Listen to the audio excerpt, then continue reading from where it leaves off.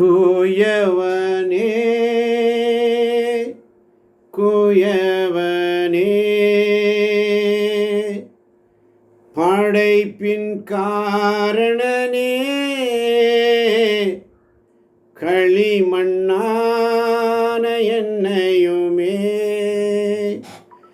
கண்ணோக்கி பார்த்திடுமே. குயவனே குயவனே படைப்பின் காரணனே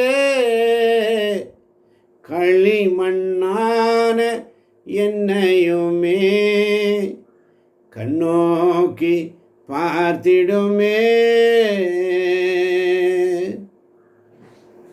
வெறுமையான பாத்திரம் நான் வெறுத்து தள்ளாமலே நிரம்பி வழியும் பாத்திரமாய் விளங்க செய்யுமே. ஆண்டவரே, நீரே குயவர், நாங்கள் களிமண் அப்பா. எங்கள் வாழ்க்கையை உங்களோட கையில் கொடுக்குறப்பா. உடைஞ்சு போன இடங்களை சரி பண்ணுங்க ஆண்டவரே. உமக்கு விருப்பமான பாத்திரமாக எங்களை மாற்றுங்கப்பா. எங்களுடைய பிடிவாதத்தை உடைச்சு உம்முடைய சித்தத்திற்கு எங்களை பணிய வைங்க ஆண்டவரே.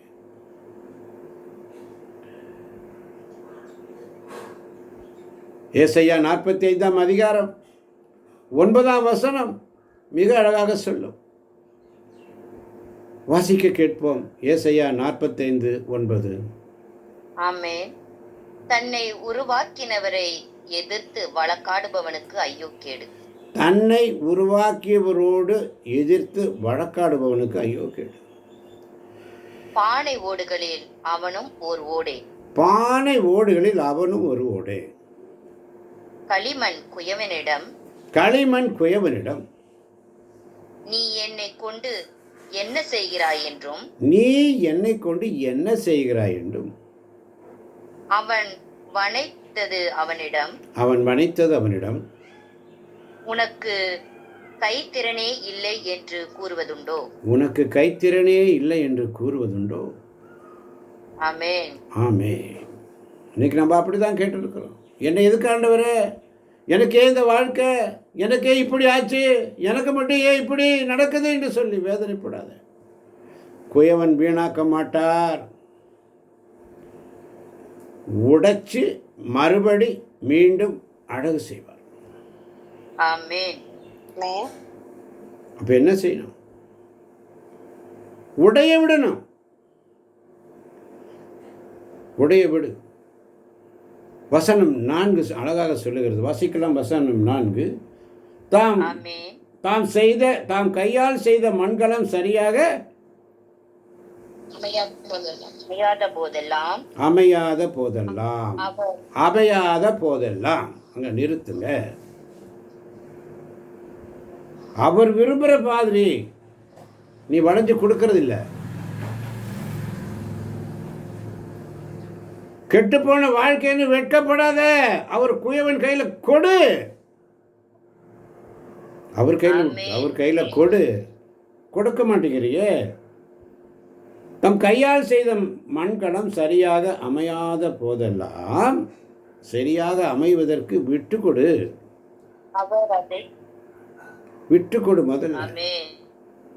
முதல்ல அவர் கையில் உன்னை ஒப்பட.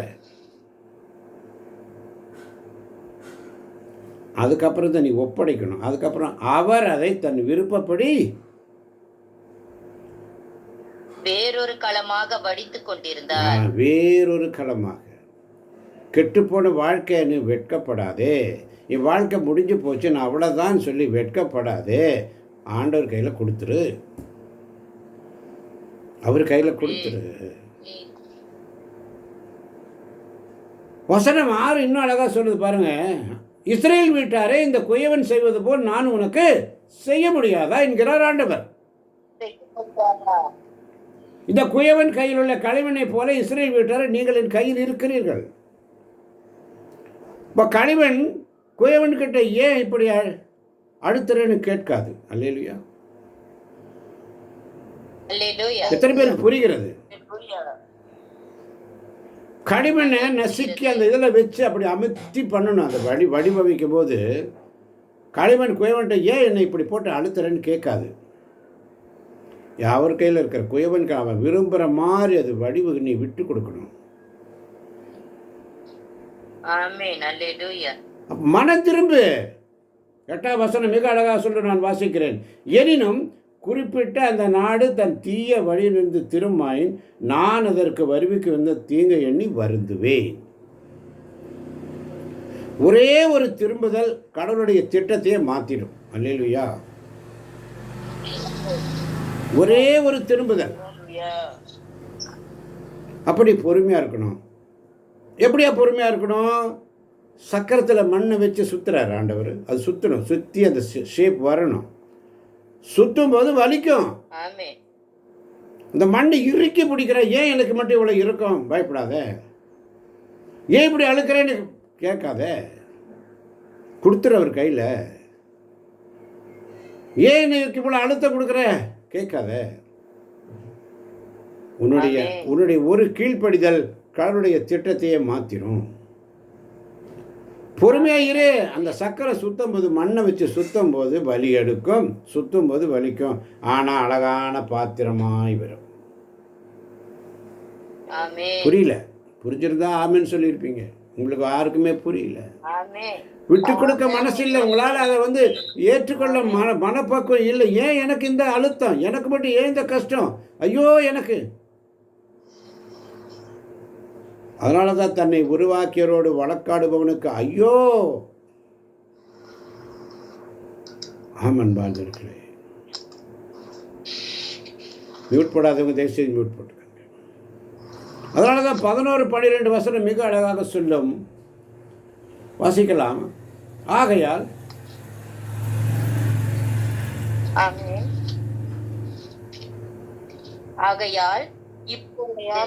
யூத நாட்டினரையும் எருசலேம் வாழ் மக்களையும் நோக்கி கூற வேண்டியது ஆண்டவர் கூறுவது இதுவே.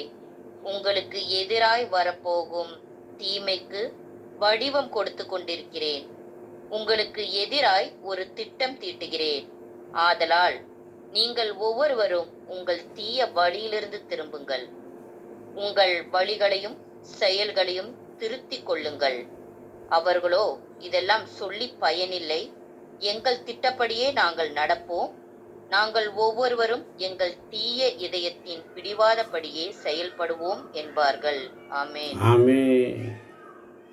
அவர்களோ இதெல்லாம் சொல்லி பயனில்லை. எங்கள் திட்டப்படியே நாங்கள் நடப்போம். நாங்கள் ஒவ்வொருவரும் எங்கள் தீய இதயத்தின் பிடிவாதப்படியே செயல்படுவோம் என்பார்கள். அவங்க சொல்லுவாங்க. அப்படி தான் சொல்லுவாங்க. கேட்கவே மாட்டோம். கீழ்ப்படி. எனக்கு என்ன பிளானோ அதுதான் நான் போகிறேன். அதனால தான் 11ஆம் வசனம் சொல்கிறாரு. ஆண்டவர் கூறுவது எதுவே. உங்களுக்கு எதிராய் வரப்போகும் தீமைக்கு வடிவம் கொடுத்து கொண்டிருக்கிறேன். உங்களுக்கு எதிராய் ஒரு திட்டம் தீட்டுகிறேன். ஆண்டவர் சொல்கிறார், இதோ நான் உங்களுக்கு எதிராக ஒரு தீங்கு தீட்டுகிறேன். ஆனால் அவர்களோ வீண், எங்கள் திட்டப்படியே நடப்போம் என்று சொன்னாங்க. இப்போ அவங்க என்ன சொன்னாங்க? குயவா, உனக்கு என்ன தெரியும்? நாங்கள் எப்படி இருக்கணும்னு எங்களுக்கு தெரியும். உனக்கு என்ன தெரியும்? உனக்கு நாங்கள் எப்படி இருக்கோம் எங்களுக்கு தெரியும். அப்போ என்ன செய்கிறோம்? 7 முதல் 10 வரை உள்ள வசனங்கள் மிக அழகாக சொல்லும். பாவத்தை விட்டு திரும்பினால் அழிக்க நினைத்த தீங்கை குறித்து மனமாறுவேன் என்று 8ஆம் வசனத்தில் சொல்லுகிறார். அல்லேலூயா. அல்லேலூயா. எனினும் குறிப்பிட்ட அந்த நாடு தன் தீய வழியிலிருந்து திரும்பமாயின் நான் அதற்கு வருவிக்கவிருந்த தீங்கை எண்ணி வருந்துவேன். அவர் வருந்துவார், மனம் மாறுவார். பாவத்தில் நிலைத்திருந்தால் நான் சொன்ன நன்மை குறித்து மனம் மாறுவேன். வசனம் 10 அழகாக சொல்றார். மாறாக என் சொல்லுக்கு செவி கொடுக்காமல் என் கண்முன் தீமை செய்தால் நான் அதற்கு செய்ய போவதாக கூறிய நன்மையை எண்ணி வருந்துவேன். சாய்ஸ் உங்க கையில். நேற்று பார்த்தோம் சங்கீதம் 37 வெஞ்சினம் கொள்ளாதே, வெகுண்டெடுவதை விட்டுவிடு, எரிச்சல் அடையாதே, அதனால் தீமைதான் விளையும் என்று சொல்லி சங்கீதம் 37:8 வாசித்தோம். சங்கீதம் 37:7 வாசித்தோம். ஆண்டவர் முன் அமைதியுடன் காத்திரு, தம் வழியில் வெற்றி காண்போரையும் சூழ்ச்சி செய்வோரையும் பார்த்து எரிச்சல் கொள்ளாதே. ஆண்டவர் ஒவ்வொரு நாளும் நம்மை வழி நடத்துகிறார் என்பார்களே. அவர் சொல்றார் பாருங்க, என் சொல்லுக்கு செவி கொடாமல் என் கண்முன் தீமை செய்தார், நான் அதற்கு செய்ய போவதாக கூறியிருந்த நன்மையை எண்ணி வருந்துவார். ஆசீர்வாதம் ரெடியா இருக்கு. அவருக்கு ஒரு திட்டம் இருக்கு. அவருடைய திட்டத்தில் தான் அது நடக்கும். நீ உன் திட்டத்தை பிளான் போட்டுட்டு இருக்காது, உன் திட்டம் போடாது. எல்லா காரியங்களையும் கட்டுமான பணியாக இருக்கட்டும், கோவில் கட்டுவதாக இருக்கும், வீடாக இருக்கட்டும், குடும்பமாக இருக்கட்டும், எதாக இருக்கட்டும், அவருடைய விருப்பத்துக்கு விட்டுடு. அவருடைய சித்தம் எப்போ அப்போ நடக்கும்.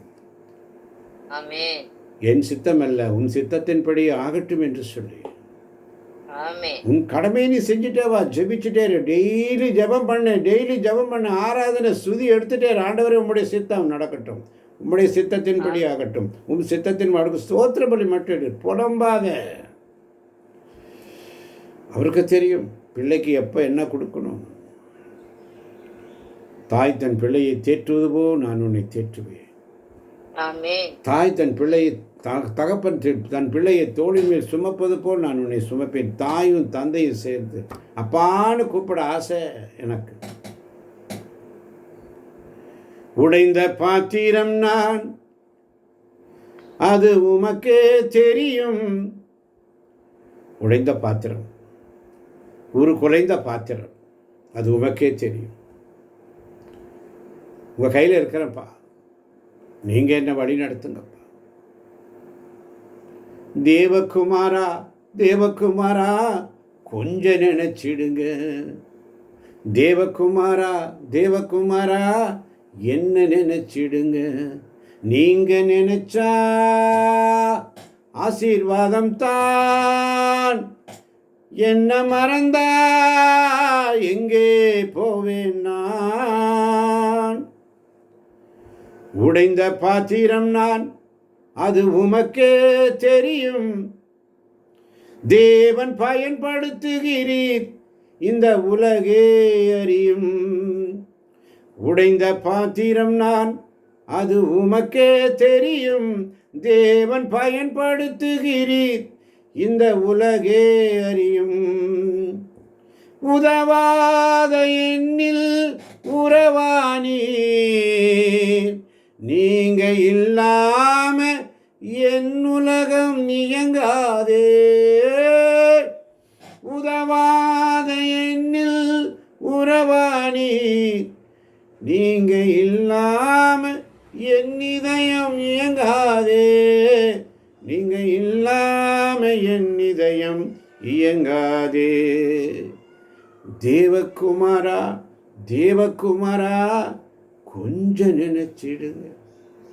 ஆமாண்டவர், யாருக்கும் பிடிக்காத பாத்திரம், யாரும் விரும்பாத